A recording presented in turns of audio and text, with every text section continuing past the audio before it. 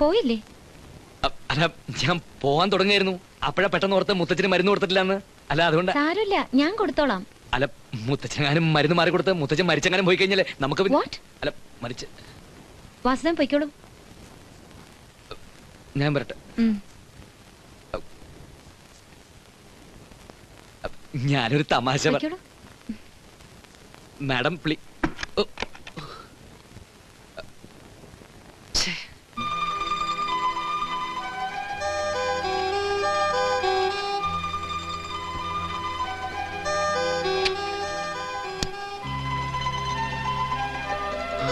See you. Bye bye. Good night.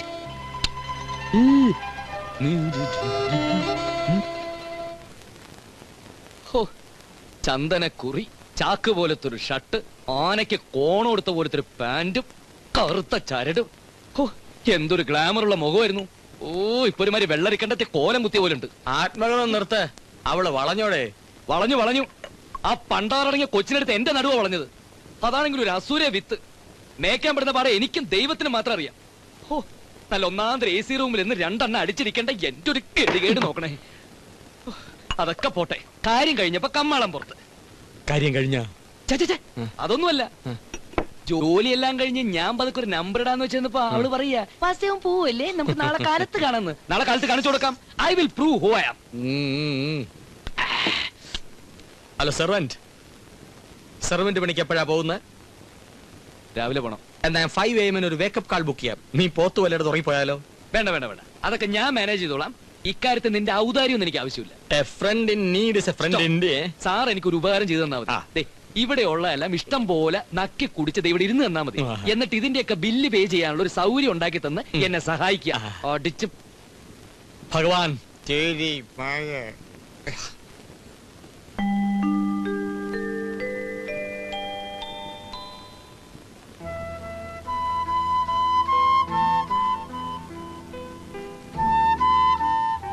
Chikoo വാ, നമുക്ക് പോവാ.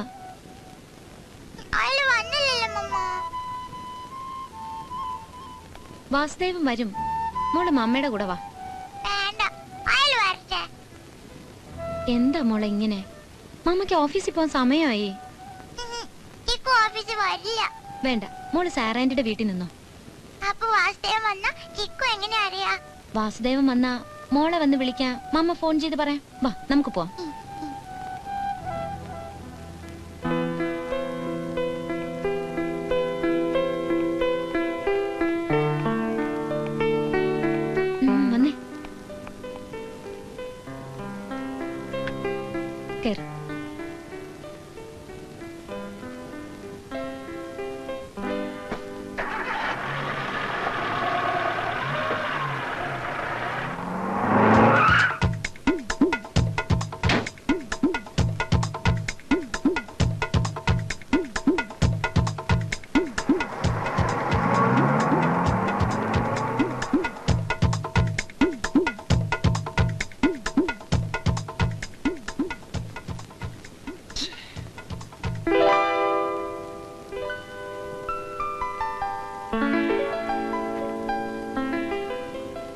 വാസുദേവൻ.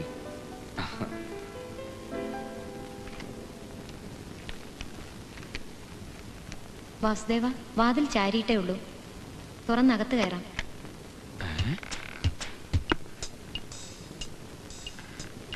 പിന്നെ ചിക്കുവിന് ഞാൻ കൊണ്ടുപോവാണ്. വാസുദേവന് ചെയ്യാൻ ഇന്ന് കുറച്ച് ജോലിയുണ്ട്. ഡ്രോയിങ് റൂം ആകെ പൊടി പിടിച്ച് കിടക്കുകയാണ്. തറയൊക്കെ തുടച്ച് വൃത്തിയാക്കണം.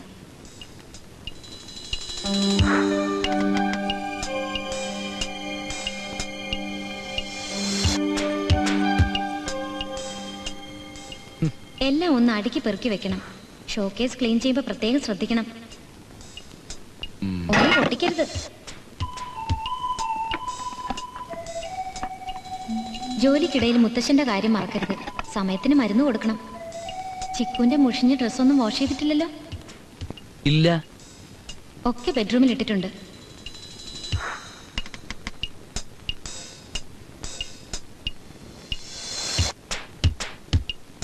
നിറയെ ചെളിയും അഴുക്കുമാണ്. നല്ലപോലെ വാഷ് ചെയ്ത് അയൺ ചെയ്ത് വെക്കണം. ഇനി കിച്ചണിലെ കാര്യം. പാത്രങ്ങളെല്ലാം കഴുകി ക്ലീൻ ചെയ്ത് വെക്കണം.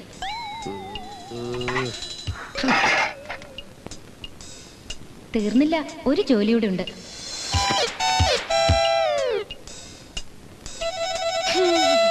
ഇത് കൂടി വൃത്തിയാക്കിയാൽ വാസുദേവന്റെ പണി തീർന്നു.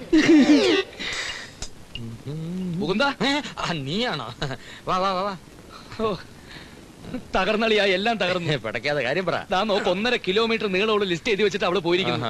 എനിക്കാണെങ്കിൽ ഈ ജോലി ഒന്നും ചെയ്ത് ശീലമില്ല. ഇതൊക്കെ ഈസി ജോബല്ലേ.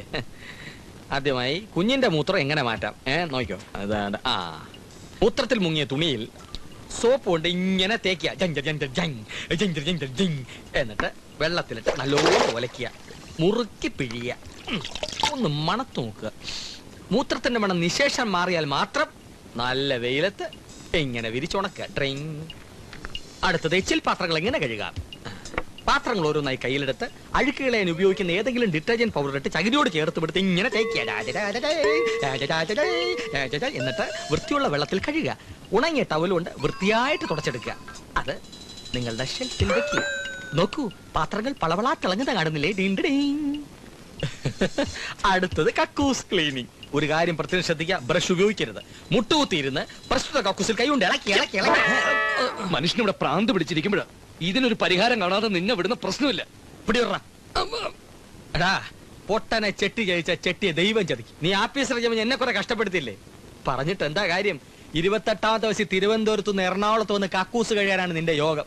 ഞാൻ അവളെ ഒന്ന് മുട്ടിക്കാമെന്ന് ഏറ്റിട്ടുള്ളൂ, കെട്ടിച്ചു തരാമെന്ന് ഏറ്റിട്ടില്ല. അത് നിന്റെ വഴി. അതിന് കടമ്പകൾ കുറെ കടക്കണം. കക്ഷത്തിലുള്ള വീഴുകരുത്, ഉത്തരത്തിലുള്ള എടുക്കുക വേണം. അളിയ പ്ലീസ്, നീ എന്നെ കൈവിടരുത്. നീ സീരിയസ് ആണോ? അതെ, ഞാൻ വളരെ സീരിയസ്. എന്നാ within 24 hours. I want it immediately. എന്നാ ഇമ്മീഡിയറ്റ് ആയിട്ട് പൈൻറ്റ് വരുത്ത്. അയ്യോ, ഈ രാവിലെയോ? അത് നേരവും കാലവും നോക്കണോ? ഗെറ്റ് റെഡി ഭഗവാൻ, തെരി മായ.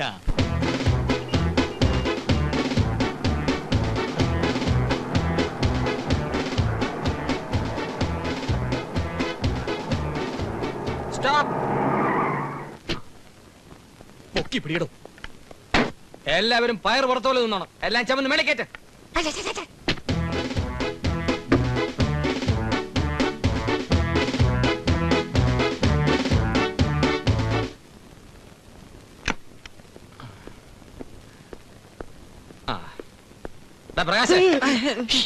മുത്തച്ഛൻ, ക്ലീനിങ് ആർമി ഈസ് കമ്മിങ്. വരാൻ പറ.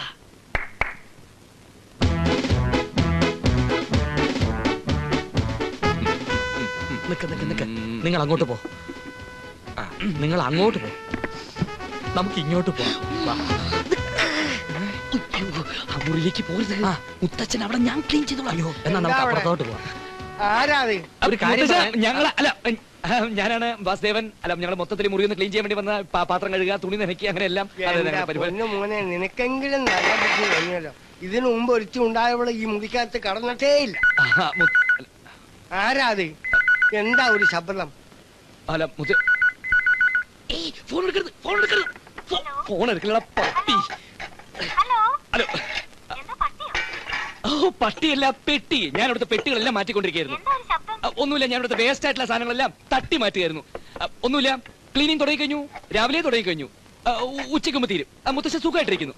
Okay okay, thank you. Go and do your job, bloody fool.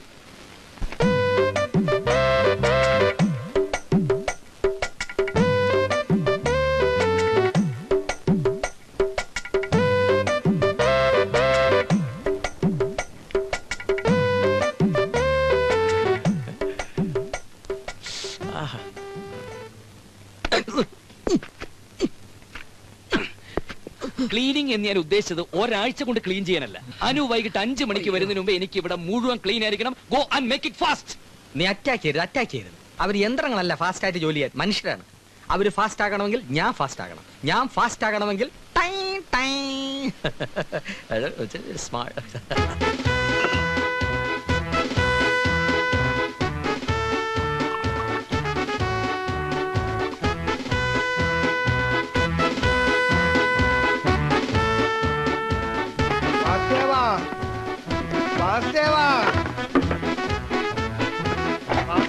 എന്താ അവിടെ ശബ്ദം?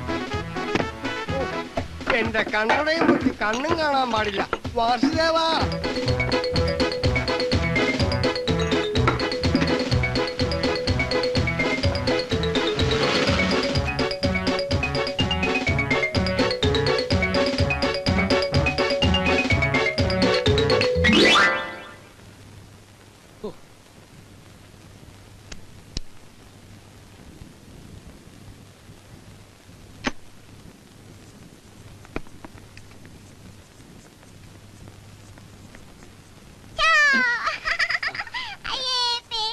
ഞാൻ പേടിച്ചില്ല പേടിച്ചില്ല പേടിച്ചില്ല.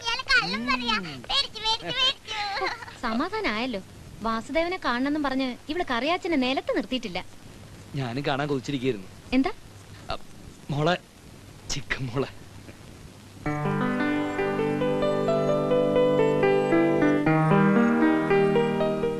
ഒരുപാട് ജോലികൾ എഴുതി വെച്ച് പോകുമ്പം ഇത്രയൊക്കെ ഭംഗിയാവൂന്ന് ഞാൻ കരുതിയില്ല. ചിക്കുവിനെ നോക്കാൻ ഒരാള്, അതേ ഞാൻ ഉദ്ദേശിച്ചുള്ളൂ. പക്ഷെ വാസുദേവൻ എന്റെ പ്രതീക്ഷകൾക്കും അപ്പുറമാണ്. സത്യം പറയാലോ, എനിക്കിഷ്ടമായി. സത്യം പറയാലോ, എനിക്കിഷ്ടമായി. പണിയൊക്കെ ചെയ്യുമെന്ന് പറഞ്ഞപ്പോ ജോലി കിട്ടാൻ വേണ്ടിയുള്ള ഒരു നുണയാണെന്നാ ഞാൻ കരുതിയത്. അല്ല, ഞാനപ്പോ ശമ്പളത്തിന്റെ കാര്യമല്ലേ, പേടിക്കണ്ട. വാസുദേവൻ ഉദ്ദേശിക്കുന്നതിനേക്കാൾ കൂടുതൽ ഞാൻ തരും. അയ്യോ അതല്ല മാഡം. Yes, അനുപിള്ള here. പിന്നെ രാജുവിന്റെ ശബ്ദം കേട്ടാ എനിക്കറിയില്ലേ, സിദ്ധിയൊന്നുമില്ല, മനസ്സിൽ പതിഞ്ഞ ശബ്ദമായതുകൊണ്ടാ.